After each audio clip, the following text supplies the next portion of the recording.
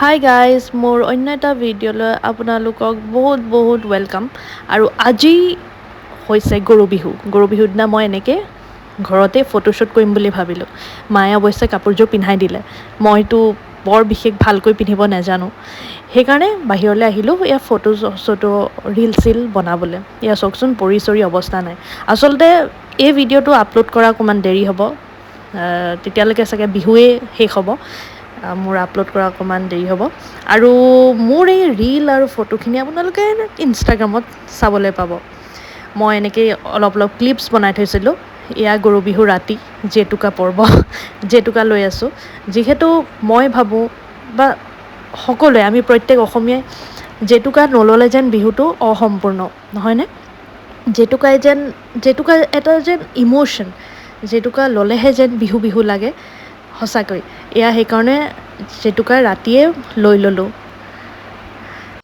জেতুকা সানি পিছে মোৰ বৰ বেছি এটা ধৈৰ্য নাই ৰৈ থাকিবলৈ জেতুকা লাগে বুলি কিন্তু নিয়ম এটাহে কৰিলোঁ আৰু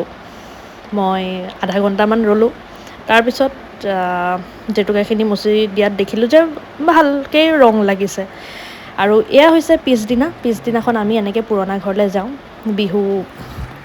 গৰু বিহু পিছদিনাই এনেকৈ আমি আটাই লগ হৈ পুৰণা ঘৰলৈ যাওঁ যিহেতু বিহু গাঁৱতে ভাল লাগে নহয়নে টাউন এৰিয়াত বিহু যেন ফিল নহয় সেইকাৰণে আমি প্ৰত্যেক বছৰে এনেকৈ আমাৰ গাঁও ঘৰলৈ ওলাই যাওঁ জেতুকা যে হাতত লাগিলে চাওকচোন আপোনালোকক বাৰে বাৰে দেখুৱাই আছোঁ এয়া ফাইনেলি পালোহি পুৰণা ঘৰত আমাৰ সকলোখিনি মানুহ আহে যেনেকৈ ধৰক মোৰ খুৰা খুৰী পেহী পেহা বৰমা আমি আটাই আচলতে সেইদিনাখন লগ হওঁ আৰু বিহু মানে বহুত ফূৰ্তি কৰোঁ কেতিয়াবা এনেকুৱা হয় যে ইমানেই ফূৰ্তি কৰোঁ যে মোৰ নিজৰ ঘৰলৈ আহিবই মন নাযায় ইমান ভাল লাগে এয়া চাওকচোন আমাৰ পুৰণা ঘৰত হুঁচৰি আহিছে হুঁচৰি আজিকালি তেনেকৈ দেখিব পোৱা নাযায় বুলি ক'লেও ভুল নহয় যিহেতু আগতকৈ বহুতখিনিয়ে কমি গৈছে কিন্তু যেতিয়া এনেকুৱা কিবা এটা পৰিৱেশ দেখোঁ হুঁচৰি তেতিয়া সঁচাকৈ মনটোৱে বহুত ভাল লাগে আৰু গাঁও ঘৰততো ক'বই নালাগে চাওকচোন ইমান মুকলি গোটেই প্ৰকৃতিৰ সৌন্দৰ্য আৰু তাৰ মাজতে আমাৰ হুঁচৰি সঁচাকৈ ইমান যে ভাল লাগে নহয় ইহঁতক দেখি মোৰ মনত পৰিলে মোৰ সৰু কাললৈ ময়ো এনেকৈ আগতে আমি কাজিনছখিনি লগ হৈ বিহু মাৰিবলৈ যে মানুহে ঘৰত যাওঁ তেতিয়া আচলতে এটা ইণ্টাৰেষ্টিং কথা আছিলে জানেনে কি তেতিয়া আচলতে আমাক যোন ঘৰে 20 টকা 30 টকা দিয়ে আমি তাকে লৈ সন্তুষ্ট হওঁ কিন্তু আজিকালি হুঁচৰি যেন এঘৰত মাৰিলে 100 টকাটো কমহে হয় তো এইবিলাক স্মৃতি আৰু যিবিলাক ৰোমন্থন কৰি মোৰ এতিয়াও ভাল লাগে ময়ো ইহঁতৰ লগতে অকণমান সৰুকালৰ স্মৃতি হিচাপে ৰোমন্থন কৰিলোঁ যিহেতু মোৰো নাচিব মন গ'ল ইমান কণ ল'ৰা ছোৱালী আচলতে মোৰো সৰু হৈ যাব মন যায় ন ইহঁতক দেখি ইমান ধুনীয়াকৈ ফূৰ্তি কৰে সঁচাকৈ ভাল লাগে এয়া মোৰ বৰমায়ো সিহঁতক দেখি নাচি দিলে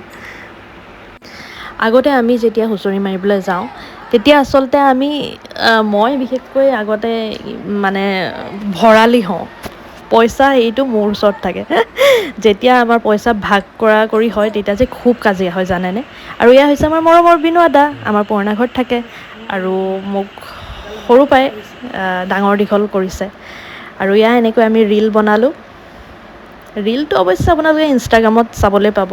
সেইকাৰণে বৰ বিশেষ ৰীল দেখাই নাথাকোঁ নহ'লে আপোনালোকে চিয়'ৰ ব'ৰ হ'ব এয়া পিছদিনাখন মই ৰেডি আৰু আমাৰ ঘৰত হুঁচৰি যিহেতু পুৰণা ঘৰলৈ আগদিনাখন গৈ আমি ঘূৰি আহিছিলোঁ আৰু পিছদিনাখন এয়া আমাৰ ঘৰত জালুকনীৰ হুঁচৰি এয়া হৈছে জেং বিহু আৰু মই কিন্তু বিৰাট এনজয় কৰিলোঁ আমাৰ ঘৰটো বনাই আছে কাৰণে অকণমান অসুবিধাও হৈছে নচাত হিলে কিন্তু তেওঁলোকে মেনেজ কৰিলে আৰু আমি সকলোৱে বহুত এনজয় কৰিলোঁ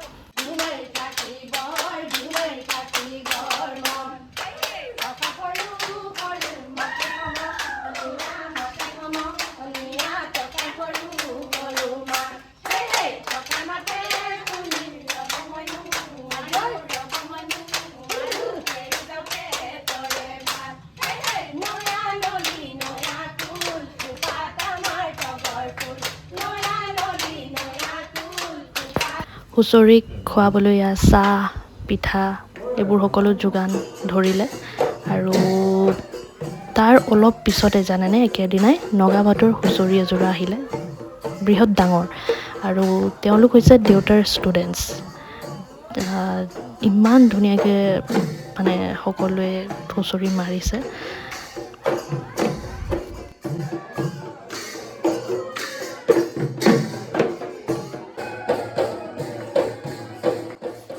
ইহঁতক দেখি অৱশ্যে মোৰো নাচো নাচো লাগে আৰু মই নাছিলোঁ সেইকাৰণে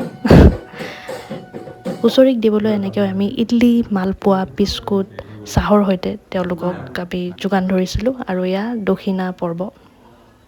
সেয়া কৰোঁতে আৰু আবেলি আমি এনেকৈ পেহী ঘৰলৈ গ'লোঁ ভাত খোৱাকৈ এয়া পেহী ঘৰত আমাক ইয়াত চাহ দিছে আমি সকলোবোৰ আৰু তাতো ৰাতি এনেকৈ হুঁচৰি অহা দেখিলোঁ কাৰণ কেলৈ এইবাৰ হুঁচৰি কিন্তু মই বহুত দেখিছোঁ আগত একেলগে ইমানখিনি হুঁচৰি চোৱা মোৰ হয়তো মনত নাই কিন্তু এইবাৰ বিহুত মই বহুত হুঁচৰি চাবলৈ পালোঁ আৰু মই বহুত বেছি এনজয় কৰিলোঁ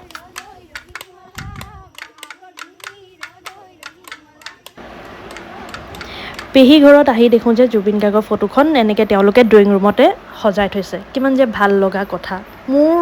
স্পেচিয়েলি বহুত ভাল লাগিলে এনেকুৱা মানে মমেণ্টছবিলাক দেখি সদায় মোৰ ভাল লাগে শিল্পীৰ মনবিলাক সদায় প্ৰিয় আছিল সদায় প্ৰিয় হৈ থাকিব এই যে মানুহৰ ঘৰত আহি ড্ৰয়িং ৰুমত সোমাই আহি এনেকুৱা কিছুমান দৃশ্য দেখোঁ বহুত বেছি ভাল লাগে কাৰণ কেলৈ মই ভাবোঁ প্ৰকৃততে যাৰ এটা শিল্পী মন আছে বা যোনে শিল্পকলাটো ভাল পায় বা যোনে অসমক ভাল পায় সি আচলতে জুবিন গাৰ্গক ভাল পায় কাৰণ অসমখনেতো তেওঁ